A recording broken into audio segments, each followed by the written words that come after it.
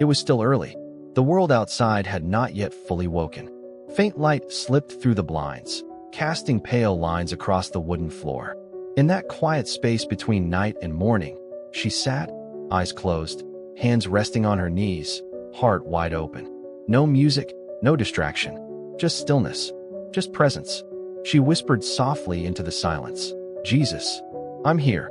There were no trumpets, no dramatic revelations, only the steady beat of her heart and the gentle nudge deep within her soul. That morning, like many before it, had begun with a sense of weight, of questions unanswered, of dreams not yet fulfilled, of prayers lingering in the quiet. But somehow, it felt different. Not because her circumstances had changed, but because something inside her had shifted. She remembered the verse she had read just minutes before. "May your hearts be fully committed to the Lord our God, to live by his decrees and obey his commands." It echoed like a song in the stillness. Fully committed. Not halfway. Not when it's convenient. Not just on Sundays. Fully. She let the words roll around in her mind like river stones. Solid, undeniable, real. Commitment, she murmured. She'd always thought she understood it. To promise. To plan. To stick with something. But what God was asking for went deeper than that. It wasn't about checking a box or saying the right words. It was about showing up when her heart felt light and when it felt heavy. When the road was smooth and when it broke beneath her feet. It was about presence, not perfection. Surrender, not performance. There had been days she had run to God in desperation, and other days she had simply walked with him in quiet joy. But this call, this gentle, holy invitation, was to give him not just the good parts, but all of her. Her thoughts, her choices, her weariness, even her doubts. "Lord," she whispered again, tears threatening the corners of her eyes, "I want to say yes, even when it's hard, especially when it's hard."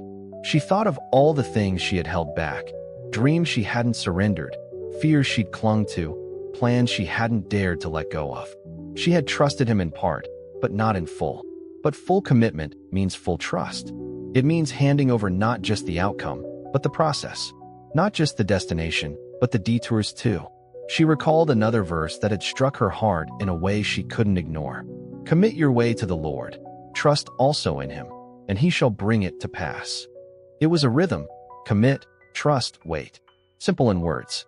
Tremendously difficult in the soul. Because waiting is never easy. And trust? Trust is most tested in silence.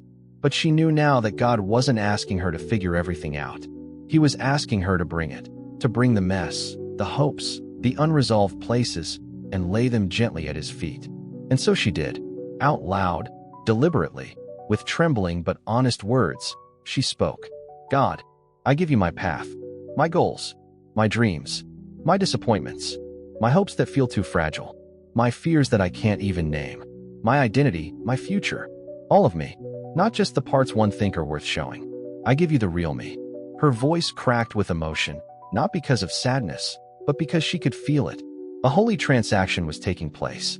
Something deeper than a prayer, deeper than a decision. It was the posture of surrender, a bending of the knee and the heart. No one else was in the room, yet it felt full, like heaven had leaned in to listen. "I'm not waiting for a sign, or a conference, or someone to approve of me," she continued. "I'm not waiting to feel worthy. I'm choosing now, in the middle of the ordinary. I choose you." She exhaled deeply. It was as if chains she didn't realize she was carrying had fallen off. Not all at once, but enough to notice the difference. Enough to feel lighter. The sun had begun to rise outside, gently warming the edges of the day. It painted the floor with gold, and for the first time in a long time, she felt warmth on the inside too. And in that soft light, a new conviction took root. She would not follow Jesus for comfort, but for truth. Not for convenience, but for commitment. Not to be seen, but to serve. Not because she had it all together, but because he held it all together. She wiped her eyes, stood to her feet, and looked toward the window. "No matter what today holds," she whispered, "I hold on to you." There would be struggles. There would be confusion. There would be moments where she questioned everything. But this moment, this yes, this surrender, it would carry her. Because Jesus was worth it. He was worth every unknown, every step of obedience, every piece of her heart. And she was no longer walking alone. The sun had fully risen by the time she stepped into the kitchen. The golden light poured through the window, warming the tiled floor beneath her bare feet. She set her mug in the sink, rinsed it gently, and stared out through the glass as birds flitted past the trees. The world was awake now, and with it, all the responsibilities waiting on her shoulders. Her phone buzzed. She sighed, already knowing. It was her team lead, a last-minute project meeting, moved up without notice. Deadlines had shifted, pressure had mounted, and everyone was scrambling. She read the message again, fingers resting above the keyboard, not yet replying. It would be so easy to slide into old patterns, rush, stress, control. But today, something in her was different. She paused, closed her eyes, and whispered under her breath. I said yes to you this morning, Jesus. I meant it then. I still mean it now. With calm deliberation, she typed her reply, chose grace over panic, and walked away from her phone. Just for a minute. Today wouldn't be about control. It would be about trust. She got dressed, packed her bag, and left for work. The city buzzed in rhythm. Horns, conversations, 1,000 invisible timelines moving in chaos and harmony. In the middle of it, she felt like a single thread in a massive, tangled tapestry. And yet, not lost, not forgotten, seen. At the office, it began, the testing of her yes. The meeting began late. The discussion, disorganized. People interrupted each other, tempers flared. Her teammate Sarah, already irritated from a separate issue, took a small comment she made the wrong way and shot her a glare across the table. Normally, that would have sunk her day. She would have replayed the moment in her head 100 times. Overthought, overreacted. But instead, she silently prayed. Holy Spirit, be my compass. Help me choose gentleness when pride wants to speak. She didn't defend herself. She didn't correct Sarah in front of everyone. She simply kept her heart still. That was new. Later, she found a moment alone in the break room. While pouring coffee, Sarah entered too. The tension still lingered in the air. There was a fork in the road. Pretend nothing happened, or lean in with humility. She smiled gently and said, Hey, I just wanted you to know, I didn't mean to come across sharp earlier. I value what you shared. If I caused offense, I'm truly sorry. Sarah blinked, visibly disarmed. Oh, she said slowly. No. Actually, I think I was just stressed. I shouldn't have reacted like that. Thank you for saying something. They both stood there, letting the moment settle. This was what it meant to commit, she realized. Not just in the quiet of dawn, but in the mess of midday. That evening, she sat in traffic longer than expected. Horns blared, the radio faded into static, and her stomach growled. Dinner was late. Frustration nipped at her edges again. A storm of small annoyances gathered, each one trying to chip away at the peace she had carried all day. At a red light, she leaned back and stared at the sky, streaked with clouds, glowing dimmer now. The sun had done its job. So had she. Yet something tugged in her spirit. This isn't just about behavior, is it, Lord? She whispered. It's about becoming. About letting you shape my responses, not just correct my reactions. She took a deep breath, turned the radio off completely, and let silence speak. And in the silence, he did. Not audibly, but clearly. You're learning to see me in the middle, not just the beginning. That's faith. Back home, she changed into sweatpants and walked straight into the kitchen. The sink was full of dishes, mail stacked on the counter, laundry still waiting. She rubbed her forehead, her body aching. Her phone buzzed again, this time her younger sister. A short text. Can we talk? I don't know who else to call. The old version of her might have ignored it. Said she was tired, meant to reply later and forgotten. But now her yes to Jesus wasn't just a feeling. It was a doorway to others. She called. The voice on the other end cracked almost immediately. Her sister had been holding in a lot. Questions about her relationship, her mental health, her sense of identity. She felt like she was failing, drifting. I don't even know who I am anymore. Her sister confessed, voice trembling. I try to pray, but I don't think he's listening. She didn't rush to offer solutions. She just listened. And when her sister paused, she simply said, I know what that feels like. But I also know this. God hasn't left you. He's not waiting for you to get perfect. He just wants you to be honest. They spoke for nearly an hour. Before they hung up, her sister said softly, Thank you for reminding me that he's still near, and for picking up. After the call ended, she sat in the quiet again, but it wasn't empty. It was full, full of purpose, full of the warmth that comes not from being needed, but from being used by God in the smallest, holiest way. Late that night, she stood in front of her bathroom mirror, brushing her teeth slowly. Her reflection looked tired, yes, but peaceful. Her eyes held something deeper than exhaustion. They held resolve. She looked at herself and thought, this is the fruit of commitment. Not fireworks, not instant miracles, but moments of courage, of restraint, of gentleness. Moments where she could have chosen fear, ego, or escape, and didn't. Moments where Jesus whispered, "Stay with me." And she said, "I'm here." That night, she opened her journal and wrote just one paragraph. Today I realized something. Saying yes to Jesus once is powerful, but saying yes again and again throughout the day, that's where the transformation happens. I'm not trying to be good. I'm trying to stay close. And in staying close, he changes me. She closed the book, slid under the covers, and prayed one last quiet prayer. Jesus, thank you for being in the ordinary with me. You didn't wait for me at sunrise and leave by noon. You walked with me. In traffic, in conflict, in dinner, in tears. And I saw you. I choose you again. I will keep choosing you. Sleep came gently, not because the world had gotten easier, but because her heart had gotten quieter. Grounded, committed. 3 weeks passed. 21 days since she had whispered her yes. And on most of those days, she'd felt it. The closeness, the purpose, the assurance that God was not only with her, but ahead of her, weaving purpose through the ordinary. It wasn't perfect, but it was alive. She had prayed with consistency, walked with conviction, and loved with more grace than she thought she had. But then came the silence. It arrived quietly, without warning, like fog that slips in overnight and smothers the morning sky.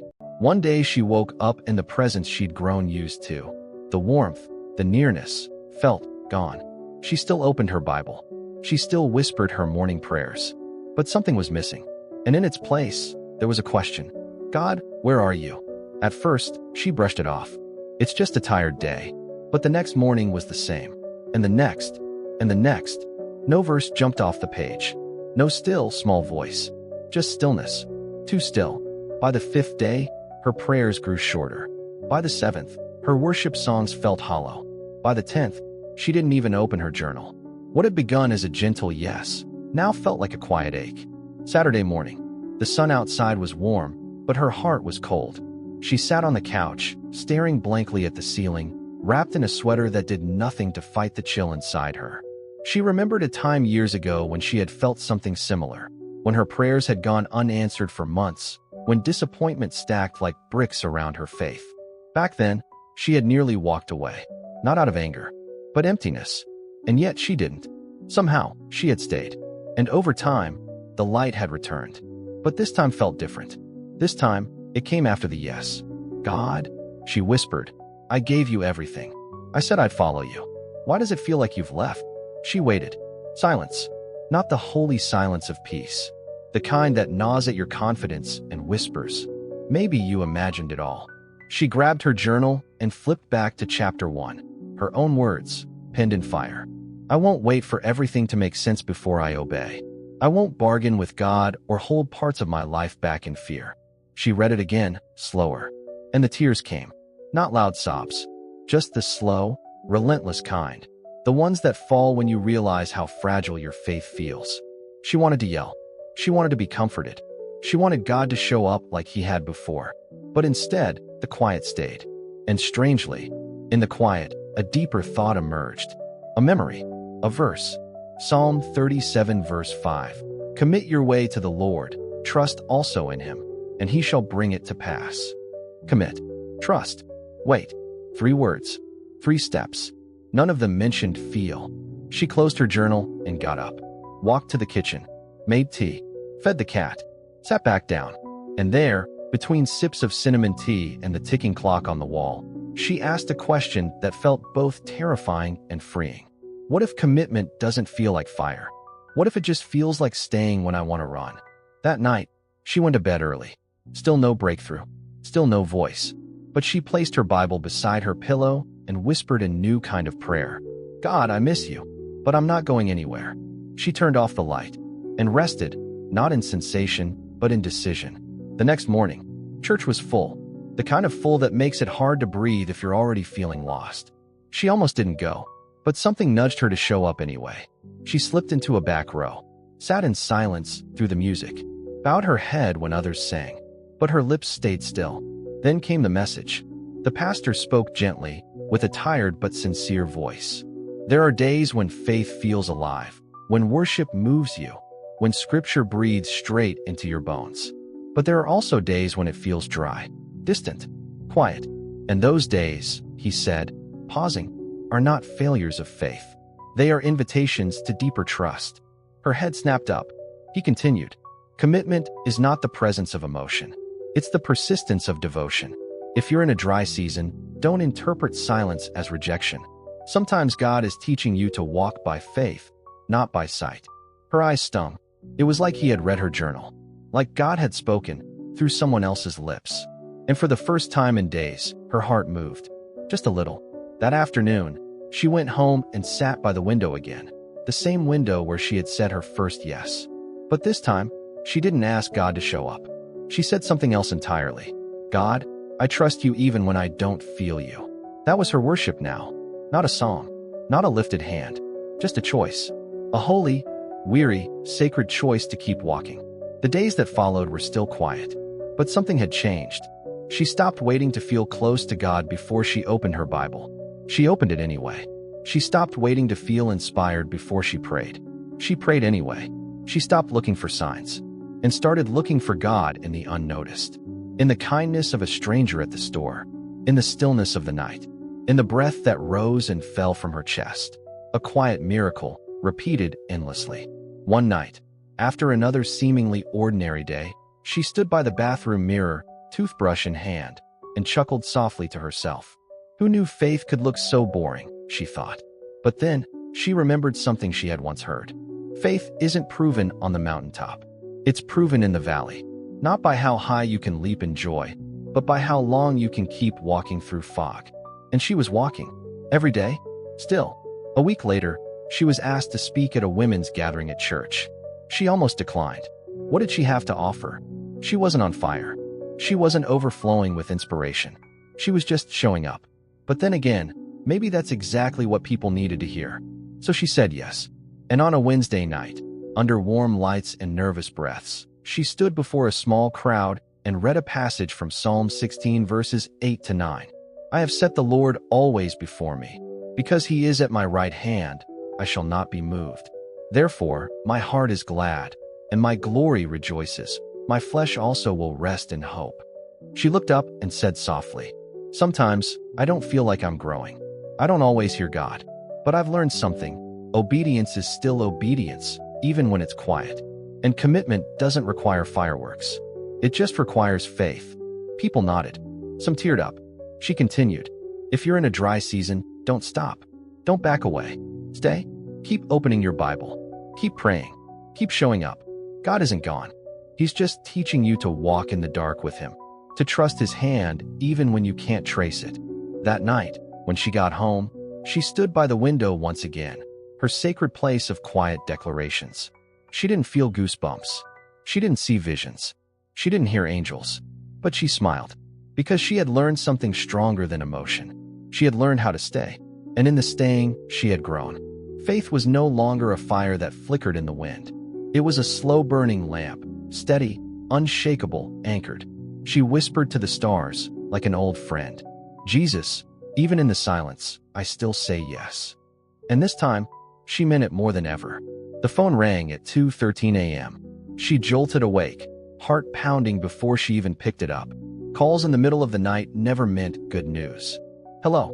Her voice cracked, dry from sleep. There was silence at first, then muffled sobbing. A man's voice, choked and uneven, barely managed to speak. It's Dad, he collapsed. They're trying to revive him at the hospital. Her brother. She didn't remember how she got dressed. She didn't remember grabbing her keys. Just the sound of her bare feet hitting cold floor and the eerie quiet that swallowed her entire apartment. The streets were nearly empty as she drove through red lights. The city, usually alive with noise, now felt like it was holding its breath. So was she. Hospital corridors, fluorescent lights, vending machines humming, shoes squeaking on linoleum. and the sound of her own heartbeat, racing, begging, bargaining. She found her brothers sitting in the hallway, hands clasped together like a broken statue. Their eyes met, and everything froze. "He's gone." Just 2 words. And her world tilted. She sat in that waiting room for hours after, staring at nothing, tears falling without force. Like rain that drips off a roof long after the storm has passed. People came, hugged her, offered water, tissue, words. But inside, she was retreating, not from them, but from God. Because this didn't make sense. Her father was supposed to live longer. He wasn't perfect, but he was steady. Her anchor, her encourager. He called her his warrior girl and prayed for her over voicemail when she forgot to answer. And now he was gone. She had said yes to God. She had committed. She had stayed faithful through silence. And now this. She didn't want to be angry, but she was. She didn't want to question God, but she did. That night, back in her apartment, she stood in the dark living room and stared at the spot where she normally prayed. It felt foreign now, like someone else's sacred ground. She walked past it, straight to her bed, fell face first into the pillow and wept, not in controlled tears, but in deep, heaving sobs that tore through her chest like waves crashing on rocks. Why God? No answer. Not even a whisper this time. Just grief. Raw and cruel. The days that followed were a blur. Funeral plans. Phone calls. Messages from people she hadn't heard from in years. Flowers. Food she couldn't eat. Cards she couldn't read. Grief is strange, she thought. It's not just sadness. It's disorientation. It turns time into sludge. Joy into guilt. Faith into fog. She didn't open her Bible. Didn't play worship music. Didn't journal. And yet, deep down, underneath the numbness, was a quiet, trembling thought. I still believe. I just don't know how to speak it right now. 3 weeks later, she sat alone on her father's porch. The house hadn't been cleaned out yet, and his mug still sat on the table like he might return for it. She picked it up, held it to her chest, and remembered all the mornings they had spent here together. Him sipping coffee, her sipping tea, the two of them watching the sunrise in silence, occasionally breaking it with stories of God's faithfulness. She used to think those stories were unshakable. Now she wasn't sure. A small photo album sat beside her, the one he kept updated himself. Family memories, taped in prayers, little sticky notes with verses scribbled in his uneven handwriting. She flipped to a page and saw it. Psalm 34 verse 18. The Lord is close to the brokenhearted and saves those who are crushed in spirit. He had circled it in red ink, underlined close. She closed her eyes, and for the first time in days, she didn't say much. Just 2 broken words. Come close. That night, she dreamed of her father, not in a mystical, supernatural way, but a simple memory replaying in her sleep. He was laughing at something she had said, his eyes crinkled the way they always did. And as he reached out to hug her, he whispered something she hadn't heard in years. Keep your yes, sweetheart. Even now. She woke up with tears on her pillow, and her heart whispered back, I want to. Sunday morning, she went to church, not because she felt strong, but because she remembered a truth her father had once said. Sometimes you go to church not because you feel full, but because you know you're empty. And that's when God fills you. The worship team began to play softly. The lyrics washed over the congregation, but they hit her like a storm. Even when I don't see it, you're working. Even when I don't feel it, you're working. She couldn't sing, could barely breathe, but she stood, eyes closed, hands trembling, and she whispered, I still choose you. The sermon was on job. Of course it was. She half laughed through her tears. Of course you'd bring up job, Lord. That feels about right. But it wasn't the part about suffering that got her. It was what came after, when Job had lost everything, yet still uttered, though he slay me, yet will I trust him. That line stuck to her ribs like bread to a starving stomach. She went home and wrote it on her mirror. Yet will I trust him. Grief didn't vanish, but faith reemerged, not in fire, but in embers. She opened her Bible again, even if she could only read a few verses. She prayed again, shorter prayers, but more honest than ever. She whispered her father's name aloud and thanked God for the gift of having been loved that well. And she realized something else. Her pain didn't cancel her commitment. In fact, it proved it, because she was still here, still walking, still believing, even with a limp. One evening, she met with a small group of women from church. They sat in a circle, sipping coffee and sharing life. When it was her turn to speak, she hesitated. But then she said, "I lost someone I love. I asked God why. I didn't get an answer. But I did get this, a deeper sense of His presence, even in the ache." Commitment doesn't mean you never question. It just means you stay close enough to bring your questions to Him. The room fell silent. One woman reached across and took her hand. "Thank you for saying that out loud." That night, standing by her window again, the window that had seen her fire, her silence, and now her sorrow, she looked up at the stars and said something new. "I'm still broken, but I'm still yours." She didn't say it with strength. She said it with surrender. And sometimes, that's even more powerful. The final thing she did that night was open her father's Bible. She hadn't dared touch it before. But now, hands steady, she opened the worn cover and saw his handwriting inside. "To my daughter, the one who said yes. Keep saying it, even when it hurts. That's real faith." She closed the Bible, clutched it to her chest, and smiled through her tears. She never planned to speak again. Not publicly. Not after the funeral. Not after the eulogy that had left her trembling behind the podium, clutching her father's old Bible like a shield. She had told herself that was enough. That she'd honored him. That she'd poured out every word she had left. But grief has a strange way of softening what pride keeps hard. And healing, real healing, never stays hidden. It eventually finds its voice. It started with an email. The subject line read, "Would you consider sharing your story?" It came from a women's retreat coordinator at her church. They had heard from someone in her small group about what she'd shared weeks ago. About commitment in silence. About trusting through loss. Her first reaction was a polite, practiced no. Too soon. Too tender. Too tired. She had already decided that her season of pouring out was over. But something tugged. Not loud. Not pushy. Just a whisper. What if this pain wasn't wasted? She let the email sit in her inbox for 3 days. On the 4th, she woke up early, lit a candle in the living room, and opened her journal. The one she hadn't touched in a while. She flipped to the beginning. To the words she'd written that very first morning. "I won't wait until I feel worthy or strong enough. Right here, in the middle of my ordinary day, I choose to say yes to Jesus with my whole heart." She ran her fingers over the ink, now slightly faded from months of pages piled on top. And she whispered, "Okay, Lord, one more yes." The retreat was held at a quiet lodge 2 hours from the city. Nestled between tall pine trees and the soft hush of a nearby river, it felt like another world, untouched by traffic and headlines, phones and pressure. She arrived early, nerves like butterflies on caffeine. Her notes were folded neatly inside her Bible. Not that she planned to use them, but having them made her feel like she wouldn't fall apart. The woman leading worship greeted her with a soft hug. "You don't need to be perfect," she said, sensing her tension. "You just need to be honest." She smiled weakly. Honest. She could do that. That evening, she stood at the front of a room filled with women, some smiling, some visibly exhausted, all carrying unspoken stories. She held the microphone with both hands. Her heart thumped in her chest like a silent drum. She took a deep breath, closed her eyes, and began. Not with her loss, not with pain, but with the moment that changed everything. "I want to take you back to a morning," she said softly, "where I whispered yes to Jesus. Not because life was falling apart, but because something inside me wanted more.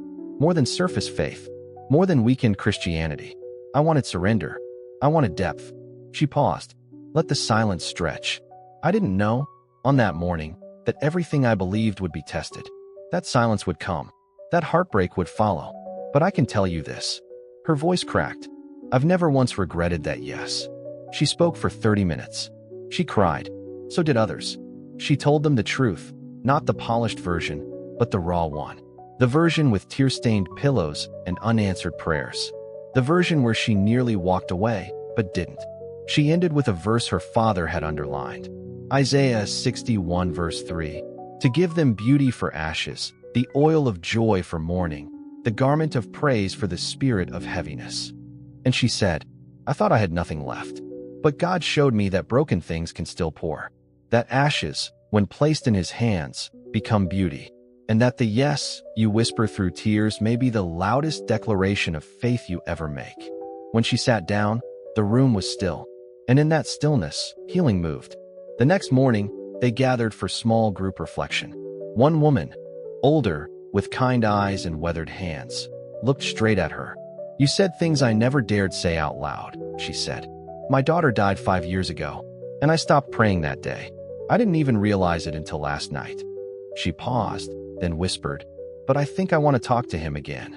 Another woman, barely 20, cried into her hands and said, "I don't know how to trust God, but now I want to try." Each story was different, but the ache was familiar.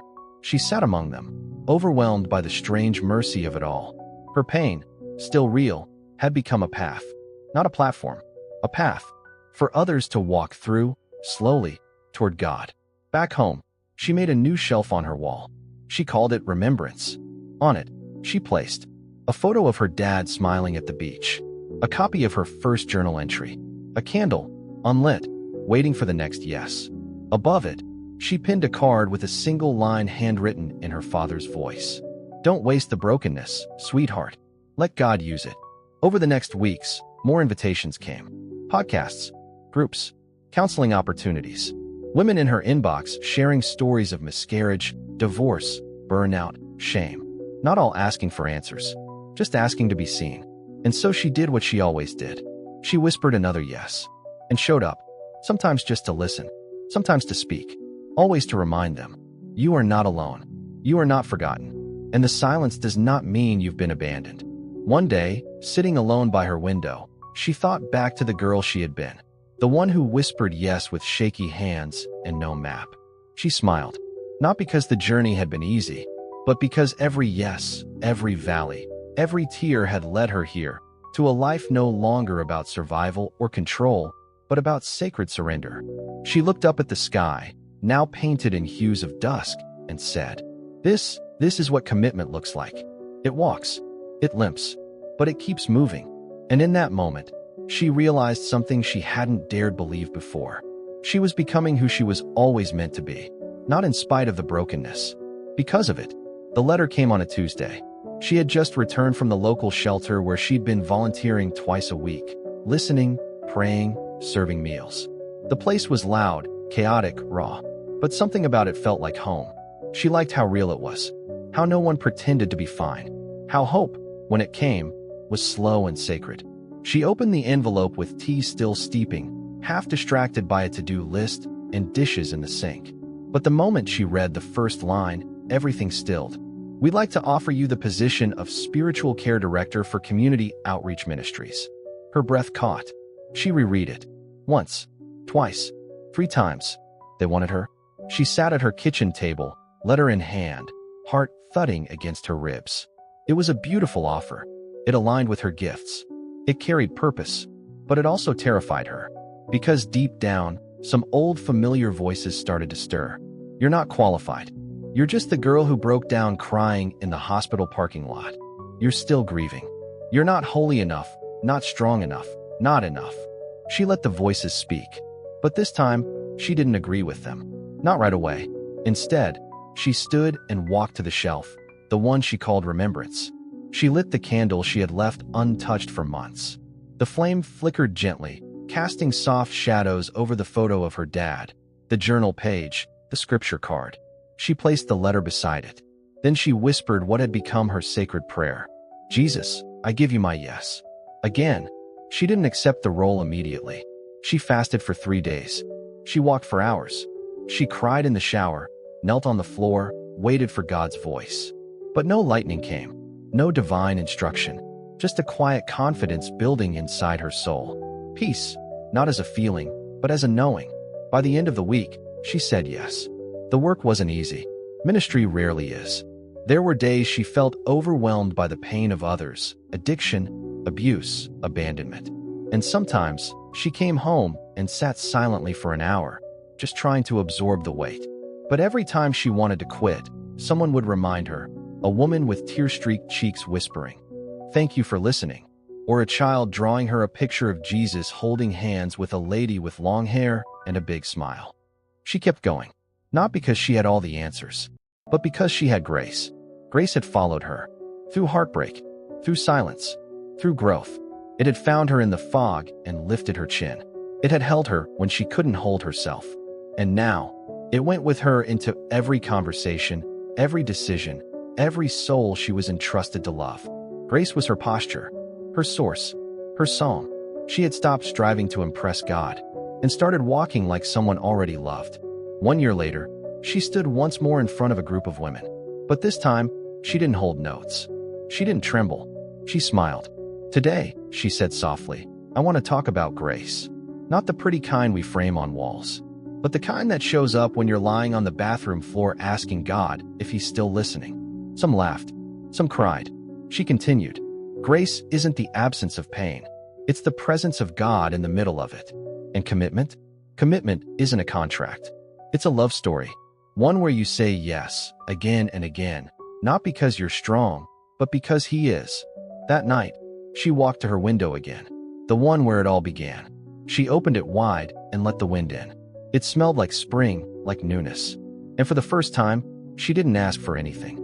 She just breathed. Then she whispered, almost smiling, "Jesus, thank you for not giving up on me, for writing stories out of scars, for making something beautiful out of ashes. I'm still yours. Every day still yours." The candle on her shelf flickered softly behind her. And grace, quiet, tender, unshakable grace, stayed.